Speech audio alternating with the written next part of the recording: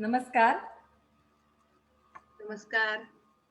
महाराष्ट्र माहिती तंत्रज्ञान सहायता केंद्र आणि अवेक फाउंडेशन या दोघांच्या संयुक्त विद्यमाने आपण 1000 महिला उद्योजिका घडवण्याचा प्रकल्प पूर्णत्वास नेत आहोत. त्यामध्ये 50 दिवस वेगवेगळ्या क्षेत्रातील यशस्वी महिला उद्योजकांना भेटून त्यांचा आत्मनिर्भरतेचा प्रवास आपण जाणून घेत आहोत. आणि त्याचबरोबर प्रत्येक व्यवसाय उद्योजकाला ज्या काही महत्त्वाचे घटक असतात त्याविषयीही मार्गदर्शन आपण विविध क्षेत्रातील तज्ज्ञ मान्यवरांच्याकडून घेत आहोत. आज 31 डिसेंबर 2020 सालचा शेवटचा दिवस आणि आज आपण व्यवसाय आणि उद्योगाची नाळ असणाऱ्या आर्थिक बाबींविषयी मार्गदर्शन घेणार आहोत. माननीय सौ स्वाती जाधव मॅडम यांच्याकडून. मॅडम, तुमचं मनःपूर्वक स्वागत. नमस्कार. Thank you. धन्यवाद. स्वाती जाधव मॅडम ह्या रिटायर्ड चीफ मॅनेजर आहेत SBI स्टेट बँक ऑफ इंडियाच्या. मी त्यांना अशी विनंती करेन की त्यांनी स्वतःचा बँकिंग क्षेत्रातला प्रवास आपल्या मैत्रिणींना सांगावा. नमस्कार. मी स्वाती रमाकांत जाधव. मी बँकेत लागले 6 जुलै 1981 मध्ये आणि 39 वर्ष 5 महिने सर्व्हिस करून परवा 30 नोव्हेंबर 2020 मध्ये रिटायर झाले. या ह्याच्यामध्ये बँकेच्या क्षेत्रात तुम्हाला माहितच आहे की आपल्याला कर्जाशिवाय कर्ज विभाग हा अविभाज्य घटक आहे. त्यामुळे मी त्या विभागात खूप काम केलेलं आहे, बऱ्यापैकी. म्हणजे खूप म्हणता येणार नाही, पण शाखाधिकारी म्हणून 8 वर्ष मी काम केलं. फील्ड ऑफिसर म्हणून 8 वर्ष काम केलं. तर आणि आता रिटायर होताना मी होम लोनच्या विभागात होते, सँक्शनला. त्यामुळे मॅक्झिमम माझा करिअर त्याच ह्याच्यात झालेला आहे. तर त्यामुळे मी आज तुमच्या समोर उभी आहे. तुम्हाला माझ्यामुळे काही गाईडन्स मिळाला तर मी मला धन्य मानेन. नक्कीच मॅडम, नक्कीच. कारण तुमचा हा 40 वर्षाचा अनुभव बँकिंग क्षेत्रातला हा मला वाटते प्रत्येक व्यवसाय करणाऱ्या महिला उद्योजिकेला उपयोगी पडेल आणि नक्कीच त्याच्याबद्दल मार्गदर्शन मिळेल सगळ्या महिलांना आपल्या. सुरुवातीलाच मी तुम्हाला असा प्रश्न विचारेन की महिला उद्योजकांसाठी बँकांच्याकडं काही कर्ज योजना आहेत का आणि त्याच्या कार्यपद्धती काय काय आहेत? बँकांकडे एखाद्या नवीन व्यवसायाची सुरुवात करताना महिला उद्योजकांना भांडवल उभारणी या मोठ्या आव्हानाला सामोरं जावं लागतं. यामध्ये बँक आणि आर्थिक संस्था अशा उद्योजकांना व्यवसाय जीवनचक्राच्या सर्व टप्प्यांसाठी आर्थिक मदत करतात. बँकांकडून प्रामुख्याने 2 प्रकारची व्यावसायिक कर्ज दिली जातात. एक म्हणजे दीर्घकालीन कर्ज, म्हणजे टर्म लोन. व्यवसाय सुरू करण्यासाठी लागणारी यंत्रसामग्री, जागा इत्यादी घेण्यासाठी बँकेकडून तुम्हाला टर्म लोन दिले जाते. हे कर्ज तुमच्या खात्यात वर्ग न करता ज्या यंत्र विक्रेत्याने किंवा अन्य पुरवठादाराने तुम्हाला ती यंत्रसामग्री दिली असेल त्याला परस्पर वितरित करण्यात येतं. त्यामुळे कर्ज ज्या कारणासाठी मंजूर झालं आहे त्याच कारणासाठी ते वापरलं जातं. टर्म लोन हे तुम्हाला एका ठराविक कालावधीसाठी दिलं जातं. त्याचे मासिक हप्ते असतात. मासिक हप्त्याने तुम्हाला ती परतफेड करायची असते. नवउद्योजक अनेक सरकारी योजनांनुसार टर्म लोन साठी अर्ज करू शकतात. सरकारी योजनांनुसार तुम्हाला काही प्रमाणात अनुदानही मिळू शकते. तुम्ही व्यवसाय करून अन्य लोकांना रोजगार उपलब्ध करून द्यावा या शुद्ध हेतूने सरकार तुम्हाला अनुदान देत असते. तर तुम्ही बरोबर. त्याचा जरूर फायदा घेतला पाहिजे. नक्की. दुसरा प्रकार म्हणजे कॅश क्रेडिट, वर्किंग कॅपिटल किंवा खेळतं भांडवल. खेळत्या भांडवलाची शिवाय आपला व्यवसाय उभाच राहू शकत नाही. प्रत्येक व्यवसायासाठी दैनंदिन गरजा भागवण्यासाठी हे खेळतं भांडवल लागतं आणि बँक त्याची व्यवस्था करून देते. तुमच्या वर्षभराच्या संकल्पित प्रोजेक्टेड म्हणजे उलाढालीच्या 20% कॅश क्रेडिट तुम्हाला मिळू शकते. हो. तुमचा व्यवसाय उत्तमरित्या चालावा यासाठी दिली जाणारी ही सुविधा आहे. मंदीत सुद्धा तुम्हाला प्रॉब्लेम येऊ नये म्हणून बँक तेवढी काळजी घेते. ही कर्जे हा पाया धरून आता म्हणजे ही 2 कर्ज, टर्म लोन आणि कॅश क्रेडिट, हा पाया धरून आपण महिला उद्योजकांसाठी काय काय सरकारने योजना दिल्या त्या बघूया. हो. हं. तर एक पहिली योजना म्हणजे पंतप्रधान मुद्रा कर्ज योजना, म्हणजे प्राईम मिनिस्टर मुद्रा योजना, PMMY. देशातील लघु उद्योगांना सहज कर्ज पुरवठा व्हावा या उद्देशाने पंतप्रधान श्री नरेंद्र मोदी यांनी 8 एप्रिल 2015 रोजी मुद्रा बँकेचे उद्घाटन केले. ही बँक राष्ट्रीयकृत बँकेच्या माध्यमातून लघु उद्योजकांना 10 लाखापर्यंतचे कर्ज सहज उपलब्ध करून देते. मुद्रा योजनेमध्ये 3 श्रेणींचा समावेश आहे. एक आहे शिशु श्रेणी, म्हणजे तुम्हाला या अंतर्गत 50,000 रुपयांपर्यंतचं कर्ज विनासायास मिळू शकतं, म्हणजे तारण न घेता. किशोर श्रेणी म्हणजे 50,000 पासून 5 लाखापर्यंत कर्ज मिळू शकतं. आणि तरुण श्रेणी म्हणजे 5,01,000 रुपयापासून 10 लाखापर्यंत कर्ज मिळू शकतं. अशा 3 श्रेणी यांनी याच्यामध्ये दिलेल्या आहेत. मुद्रा लोन साठी कोणत्याही प्रकारचा जामीन लागत नाही. 50,000 रुपयाच्या कर्जासाठी स्वतःचे भांडवल सुद्धा नाही घातले तर चालते. पण 50,001 पासून 10 लाखापर्यंतच्या कर्जासाठी तुम्हाला कमीत कमी 10% तरी स्वतःचे भांडवल घालावे लागते. 50,000 रुपयापेक्षा जास्त कर्ज हवे असले तर तुम्ही 3 वर्षाचा आयकर परतावा भरणं आवश्यक आहे. नवीन उद्योगासाठी सुद्धा 10 लाखापर्यंतचे कर्ज मिळू शकते. हे झालं मुद्रा लोन. आता दुसरी जी योजना आहे ती आहे स्टँड अप इंडिया योजना. स्टँड अप इंडिया, हा, म्हणजे उत्कृष्ट भारत योजना. ही योजना अनुसूचित जनजाती, मागासवर्गीय आणि खास करून महिला उद्योजकांसाठी आहे. भारत सरकारद्वारे चालवली जाणारी ही नवी योजना आहे. भारतामध्ये महिला उद्योजकांची संख्या पुरुष उद्योजकांच्या तुलनेने नगण्य आहे. त्यामुळे महिला सशक्तीकरण आणि महिला उद्योजकता जागवण्यासाठी भारत सरकारने ही 10 लाखांपासून 100 लाख पर्यंत, म्हणजे 1 कोटी पर्यंत कर्ज देण्याची सुविधा यात केली आहे. यात उद्योजकेचे भांडवल 25% असेल तर बँक 75% कर्ज देऊ शकते आणि त्याच्यामध्ये क्रेडिट गॅरंटी असते, पण इतर तारण मागत नाही. हा. आणि तिसरी एक योजना आहे CGT MSE. या योजनेमध्ये उद्योजकांना 2 कोटी पर्यंत कर्ज विना तारण मिळू शकतं. आता सूक्ष्म आणि लघु उद्योजकांना वित्त पुरवठा करण्यासाठी सूक्ष्म, लघु आणि मध्यम उद्योग मंत्रालय आणि लघु उद्योग विकास बँक SIDBI यांनी एकत्र येऊन credit guarantee fund trust for micro and small enterprises या न्यासाची म्हणजे ट्रस्टची स्थापना केली. त्यांची ही नव उद्योजकांना आपली उद्योजकीय स्वप्न पूर्ण करण्यासाठी भांडवलाची अपेक्षा असते. त्यांची ही गरज बँक आणि इतर वित्त संस्थांकडून कर्ज घेतल्याशिवाय पुरी होऊ शकत नाही. पण बँक किंवा वित्त संस्था तारण घेतल्याशिवाय कर्ज देत नाहीत.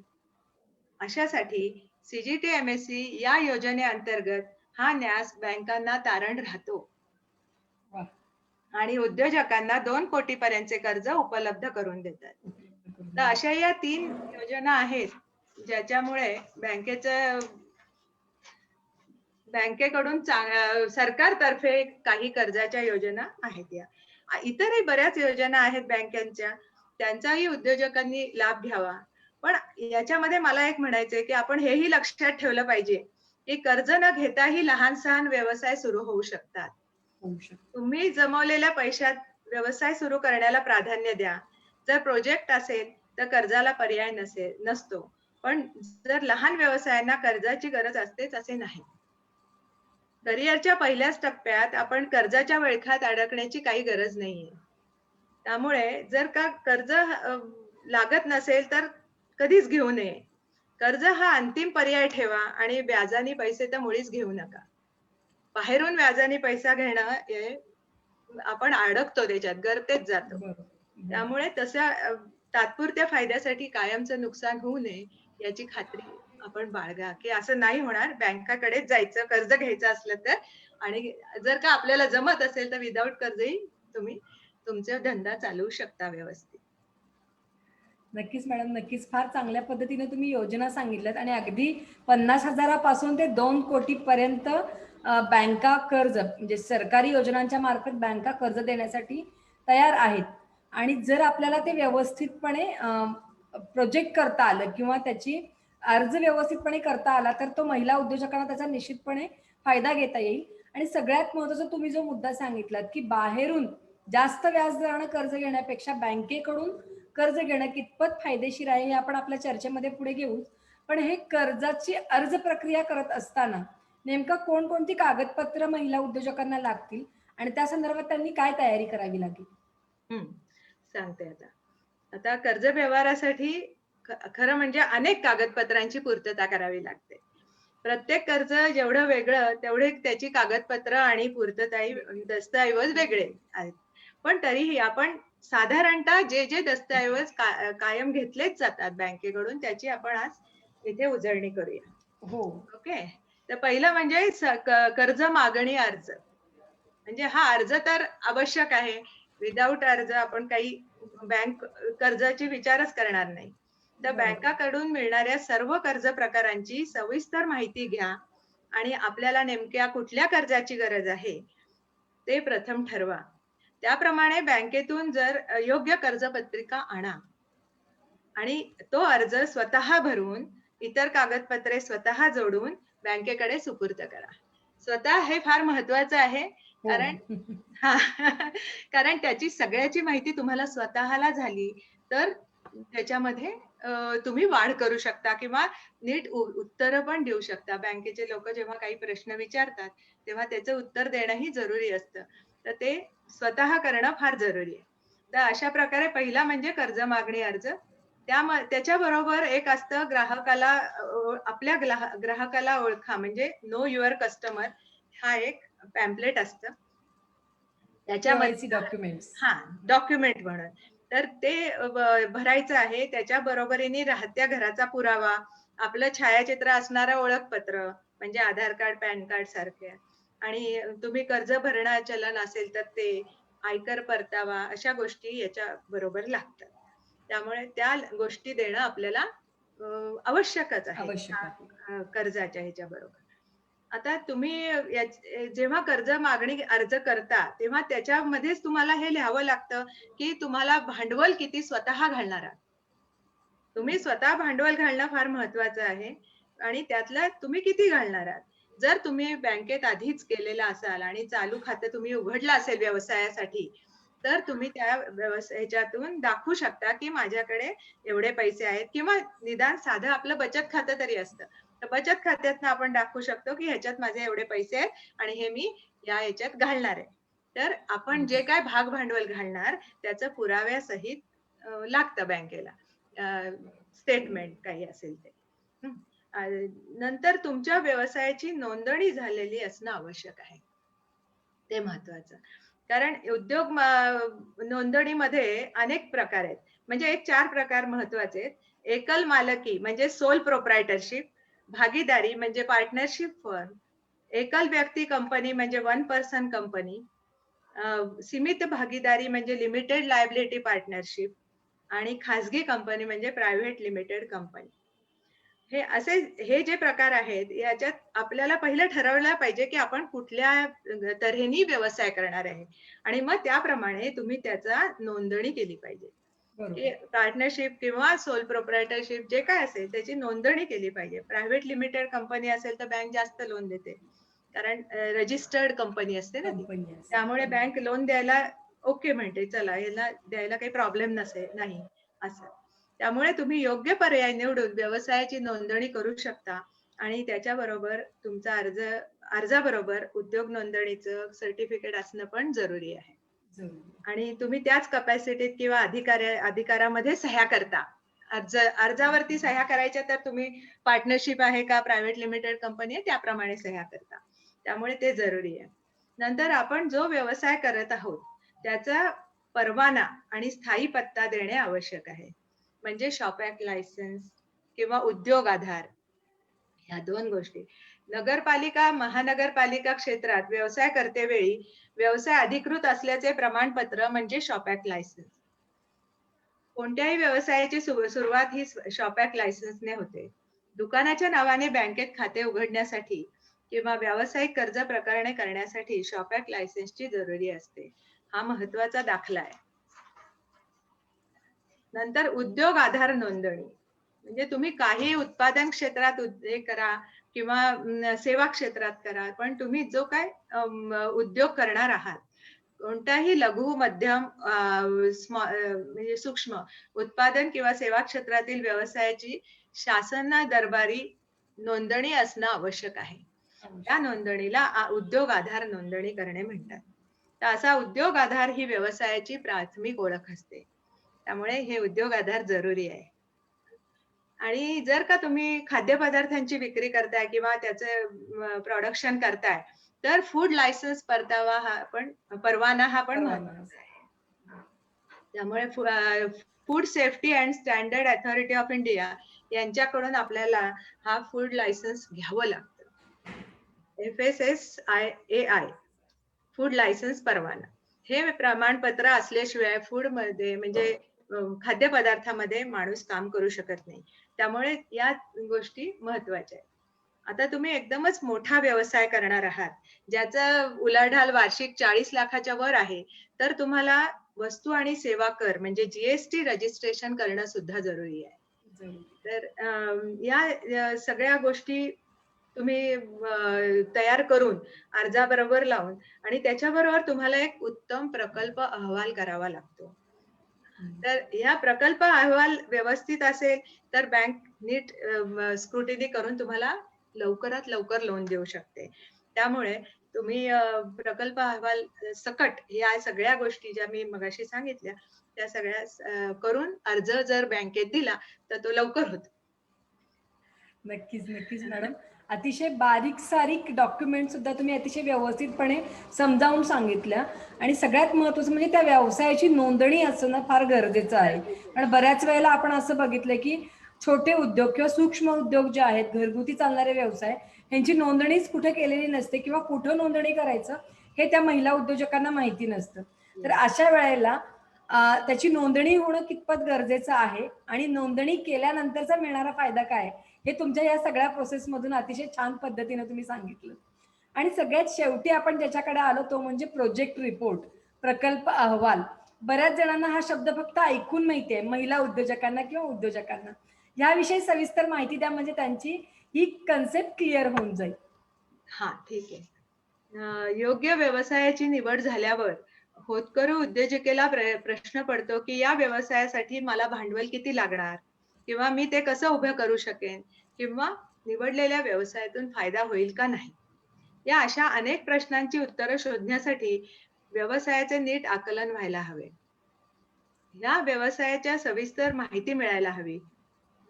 त्यासाठी निवडलेल्या व्यवसायाविषयी सविस्तर प्रकल्प अहवाल म्हणजे प्रोजेक्ट रिपोर्ट कसा असावा ते आपण पाहूया. प्रकल्प अहवाल हा आपण निवडलेल्या व्यवसायाच्या प्रस्तावाची संपूर्ण माहिती देणारा एक लिखित दस्तावेज असतो. प्रोजेक्ट रिपोर्ट लिहिणे हे जबाबदारीचं काम आहे. व्यवसायाच्या विविध पैलूवर विस्तृत अभ्यास आणि विश्लेषण केल्यानंतर या विषयातले तज्ञ किंवा चार्टर्ड अकाउंटंट्स हे प्रोजेक्ट रिपोर्ट तयार करतात, प्रकल्प अहवाल तयार करतात. हा प्रकल्प अहवाल करणं कितीही किचकट असलं तरी व्यवसाय करणाऱ्या उद्योजकेला त्यातली बारीक सारीक माहिती असणं अत्यंत आवश्यक आहे. प्रोजेक्ट रिपोर्ट सीएनी केलाय म्हणजे माझं काम संपलं असं आपण म्हणू शकत नाही. त्यामुळे त्यांना त्या गोष्टीची सविस्तर माहिती असणं आवश्यक आहे. तर या प्रकल्पामध्ये समाविष्ट करायच्या काही गोष्टींबद्दल मी आता तुम्हाला सांगते. त्यातलं पहिली गोष्ट आहे म्हणजे उद्योजिका आणि तिची पार्श्वभूमी. म्हणजे हे महत्वाची गोष्ट आहे ना त्यात. जी उद्योजिका हे व्यवसाय चालवणार आहे ती योग्य व्यक्ती कशी आहे हे प्रकल्प अहवालात लिहिलेलं असतं. त्यासाठी अहवाल लिहिताना उद्योजकाविषयीची सविस्तर आणि खरी माहिती देणं जरुरी आहे. या संदर्भात उद्योजिकेचे शिक्षण, तिचे निवडलेल्या व्यवसायातील अनुभव, इतर उद्योगधंद्यातील उद्योजकेचा समावेश, नोकरीतील अनुभव, नोकरी केली असेल तर, उद्योगातील ओळखी, या बाबी व्यवसाय यशस्वी होण्यास महत्वाच्या ठरतात. नक्कीच. त्यासाठी प्रकल्प तांत्रिक बाबीवर समजा अवलंबून असेल, तर उद्योजकेस तांत्रिक ज्ञान असणं पण महत्वाचं आहे. ती जर इंजिनियर असेल, तर तिचं डिग्रीत बोलतेच, की हिला तांत्रिक ज्ञान आहे. पण अदरवाईज तुम्ही कुठल्याही संस्थेकडून जर काही कोर्सेस केलेले असतील, तर त्याची पण त्याच्यात नोंद होणं आवश्यक आहे. म्हणजे आवश्यक आहे. मग बँकेला कळतं, की हे व्यवसायासाठी कशा योग्य आहेत या उद्योजिका. बरोबर. ओके. दुसरं हे आहे, की प्रकल्पाविषयी सविस्तर माहिती. आता प्रकल्पाचं स्थान म्हणजे कुठे करणार, नंतर त्याची भौगोलिक परिस्थिती, नंतर त्या भागात उपलब्ध असलेला कच्चा माल, तयार मालाला उपलब्ध असलेली बाजारपेठ, बाजारपेठ.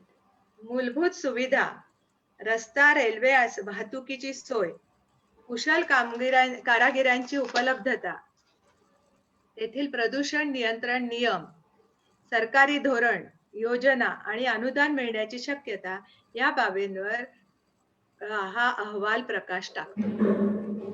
त्यामुळे हे सगळ्या गोष्टीचा समावेश असणं त्या अहवालात आवश्यक आहे. बरोबर. प्रकल्पाची क्षमता ठरवताना उद्योजकेने आपली भांडवल उभे करण्याची ताकद, तसेच आपण लक्ष केलेल्या बाजाराचा आवाकाही लक्षात घेणे जरुरी आहे. म्हणजे मी केलेला माल या बाजारात तो विकला जाईल, पण कितपत जाईल ह्याची पण त्यांना असली पाहिजे तयारी मनाची, की पूर्वकल्पना हे असली एवढ्या पाहिजे. जाऊ शकतं, नाहीतर दुसऱ्या बाजारपेठेत गेलं पाहिजे विकण्यासाठी. गेलं पाहिजे. विक्री तर आपली बरोबर. वाढलीच पाहिजे त्यामुळे. हं. आता तिसरा याच्यातली गोष्ट आहे, की प्रकल्प उद्योगाची किंमत आणि आर्थिक उपलब्धता. सगळ्यात महत्वाचं बँकेसाठी.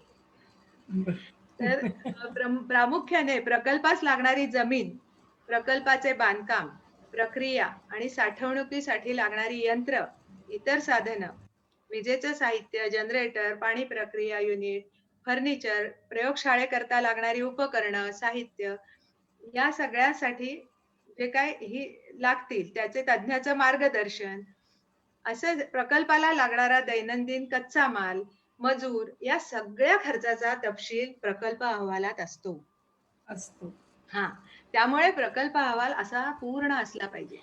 हे सगळं त्यात आलं पाहिजे. हां, त्या या सगळ्या खर्चाच्या तपशिलामुळे त्या प्रकल्पाची एकूण किंमत निघते. एकूण लागणाऱ्या किमतीपैकी किती कर्ज बँकेकडून घेणार आणि किती स्वतः किंवा भाग भांडवलातून उभारणार याचा तपशील असला पाहिजे. म्हणजे तो त्या ह्याच्यात असला पाहिजे. त्याचप्रमाणे मासिक खर्चाची तरतूद काय हे स्पष्ट व्हावे. प्रकल्पासाठी लागणाऱ्या कर्जासाठी तारणाची व्यवस्था काही आहे का? तुम्हाला जास्त कर्ज लागत आहे, तर तारण काही देणार आहात का तुम्ही? ह्याची सुद्धा तयारी असली पाहिजे. हे सगळ्याचा उल्लेख प्रकल्प अहवालात आला पाहिजे. त्याचप्रमाणे या सगळ्यावरून बँक काढते, की ह्यांची कर्ज परतफेड करण्याची क्षमता कशी आहे? हे पण त्यातूनच निघतं. आर्थिक उद्योग टिकवण्याची आणि वाढवण्याची क्षमता हा चौथा मुद्दा आहे. हं. की तुम्ही उद्योग सुरुवात करणार आहात, पण तो वाढवणार तर नक्की आहे. वाढला तरच त्या उद्योग टिकेल ना. तर हा उद्योग सुरू कधी होणार, त्याची उत्पादन क्षमता, युनिटच्या क्षमतेचा वापर, विक्री, विक्रीसाठी येणारा खर्च, कर्जाच्या मालाची खरेदी किंमत, एकूण खरेदी, कर्जावरील व्याज, कर्जफेडीचा तपशील, वार्षिक नफा तोटा पत्रक, अपेक्षित शिल्लक या सगळ्या बाबींचा प्रकल्प अहवालात समावेश असलाच पाहिजे. म्हणून हा सगळा परिपूर्ण हे असला पाहिजे प्रकल्प अहवाल.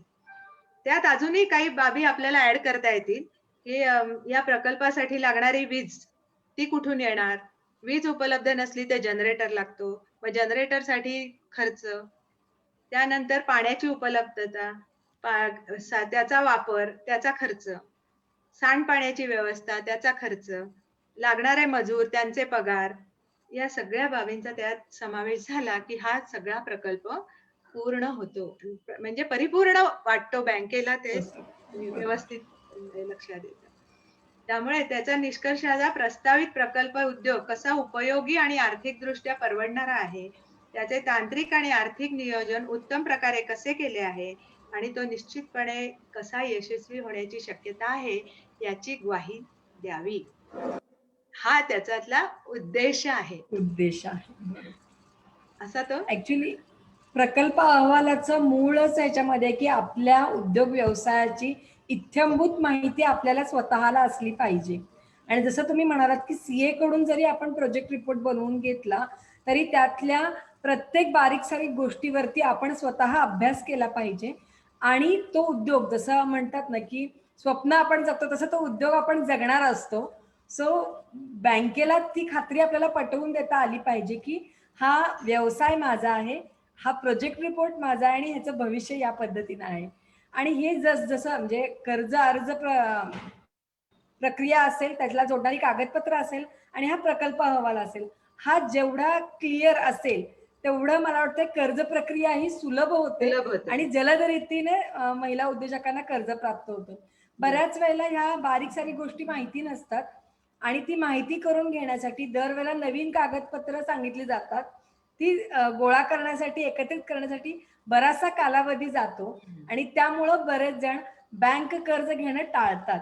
पण मला वाटतं की आपला हा इंटरव्ह्यू बघितल्यानंतर त्यांना प्रत्येक कागदपत्राची आणि प्रकल्प अहवालाची परिपूर्ण माहिती मिळेल आणि त्या तयारीनं ते बँकेमध्ये कर्ज अर्ज करतील आणि सुलभ आणि वेगात कर्ज मिळवू शकतील. मिळू शकतो. नक्कीच येस. मॅडम. फार छान आणि बारीक सारीक मुद्दे सुद्धा अतिशय अभ्यासपूर्ण तुम्ही सांगत आहात सगळ्यांना. आता यानंतर म्हणजे सगळं ही प्रोसेस झाली, महिला उद्योजकांनी प्रोसेस केली, सगळे अर्ज सादर केला. आता नेमकी बँकेची भूमिका काय असते कर्ज देत असताना?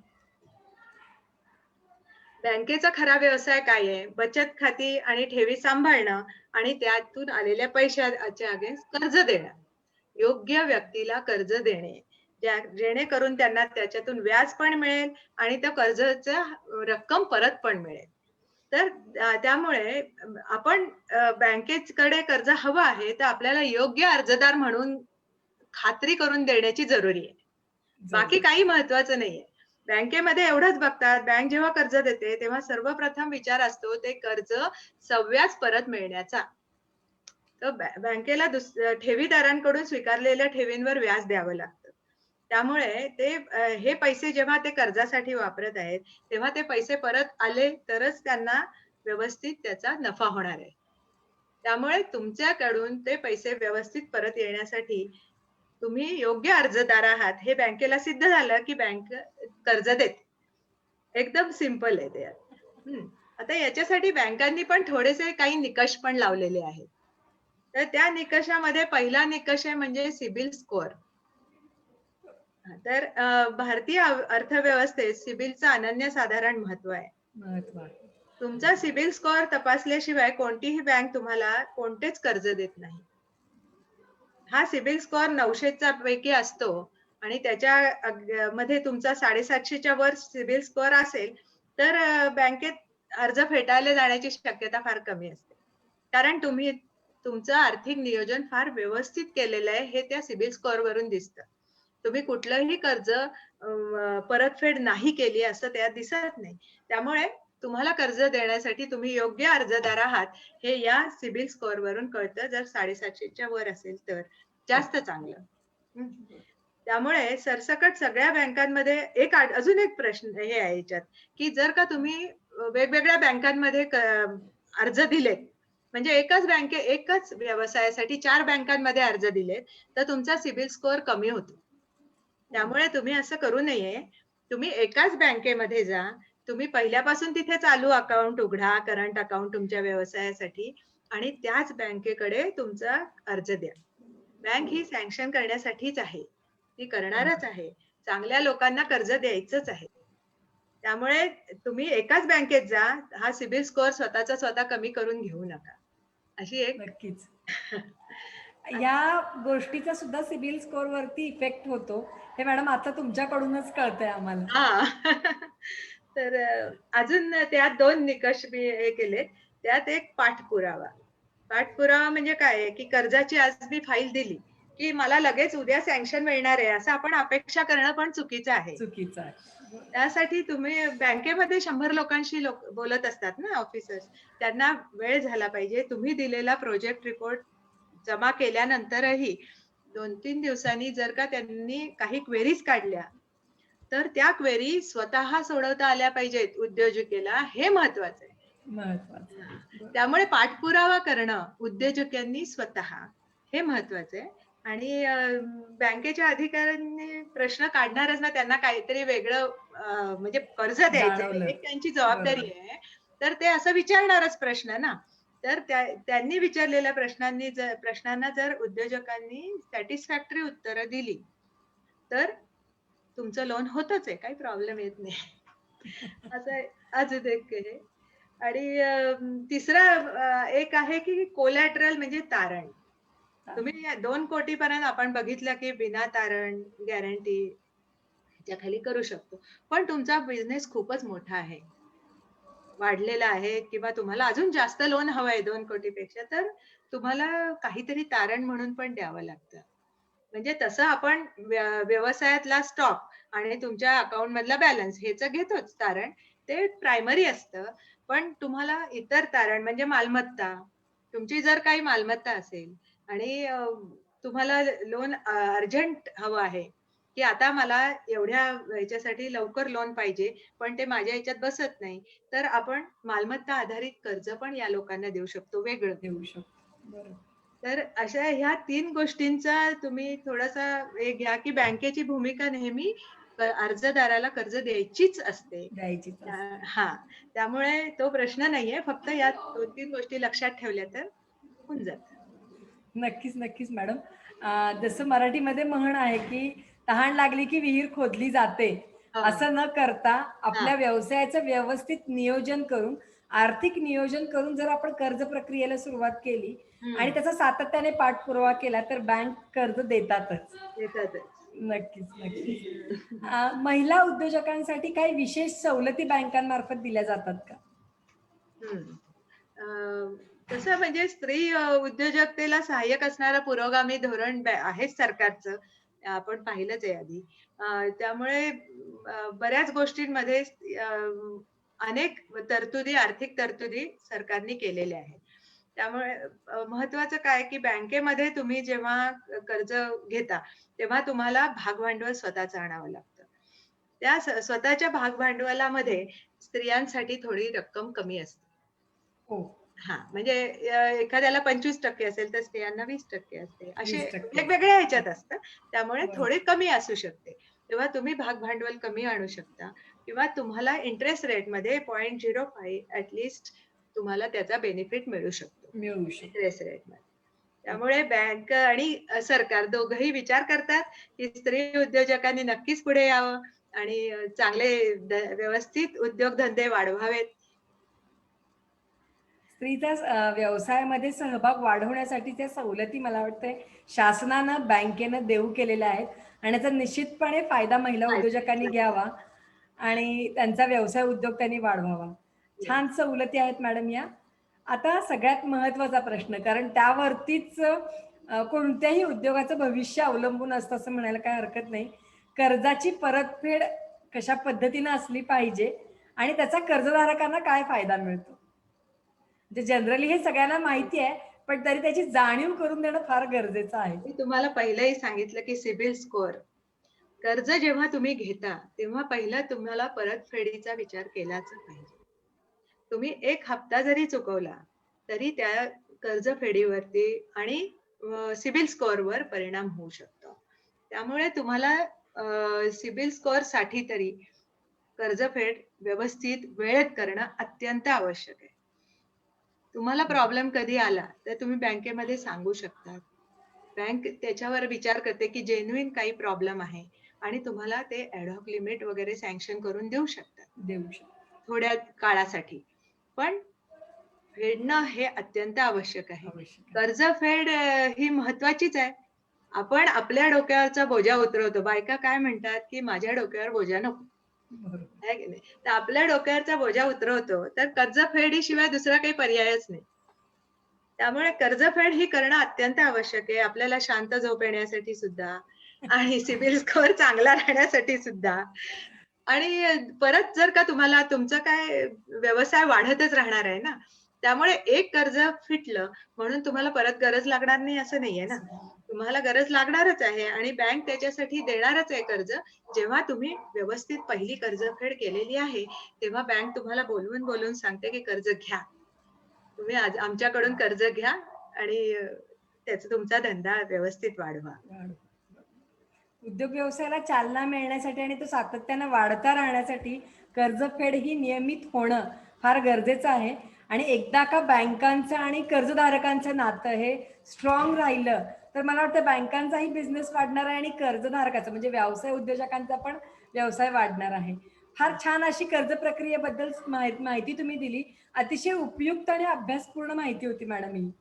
आणि आपला जो प्रोजेक्ट आहे 1000 महिला उद्योजिका घडवणे, महाराष्ट्र माहिती तंत्रज्ञान सहायता केंद्र आणि अवेक फाउंडेशन, आपण 12 जानेवारी 2021ला स्वामी विवेकानंद जयंतीनिमित्त आपला हा प्रोजेक्ट लॉन्च करतो, त्याची सुरुवात करतोय.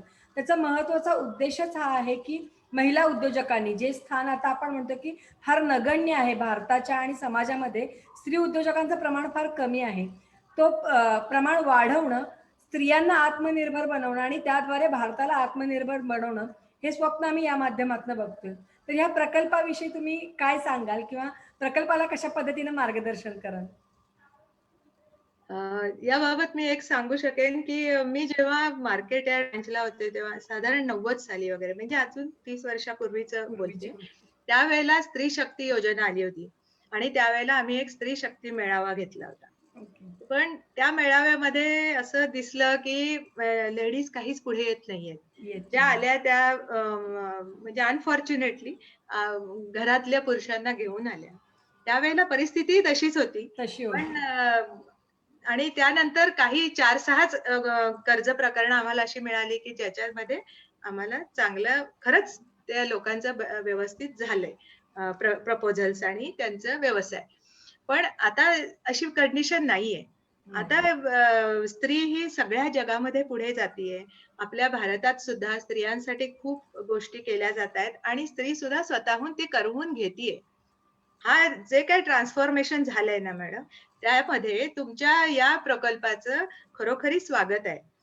कारण हे सगळे उद्योजक आहेत ना, ते नक्की तुमच्या या प्रकल्पाचा हे घेतील, तुमच्याकडून मार्गदर्शन घेतील आणि खरंच तुमचा हा 1000 स्त्री उद्योजक घडवण्याचा अवेक फाउंडेशनचा आणि MITSCचा जो कौतुकास्पद प्रकल्प आहे, तो एकदम चांगला व्यवस्थित होईल अशी माझ्याकडून शुभकामना.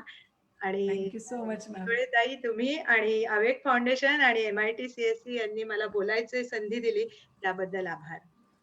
नक्कीच madam, thank you so much. कारण हे मार्गदर्शन सातत्यानं महिला वर्गाला जर मिळत राहिलं तर यातनं त्या प्रेरणा घेतील, मार्गदर्शन घेतील आणि स्वतःच्या व्यवसायाला एका यशाच्या शिखरावरती बघतील. हाच आमचा उद्देश आहे आणि तो निश्चितपणे सफल होईल तुमच्या सगळ्या शुभकामनांच्या जोरावरती, असा विश्वास मला वाटतो. Thank so much Swati madam, तुम्ही आलात आणि अतिशय थँक यू. छान फिनान्शियल मार्गदर्शन, फिनान्शियल गायडन्स आपल्या सगळ्या उद्योजिकांना केलात त्याबद्दल. आणि आपल्या सगळ्या ऑनलाईन मैत्रिणींचे पण मनपूर्वक आभार. सरत्या वर्षाला निरोप देत असताना नवीन वर्षाचं स्वागत सुद्धा तेवढ्या हर्षोल्लासात आपण करूया. आणि निश्चितपणे 1K होई तुमच्यासाठी उद्यापासून सरप्राईज घेऊन येत आहे. सो त्या सरप्राईजसाठी तुम्ही सगळ्या तयार राहाल अशी अपेक्षा करते आणि आजचं आपलं सेशन इथं थांबवते. Thank you so much. Thank you so much Swati ma'am. धन्यवाद. Thank you so much. Thank you.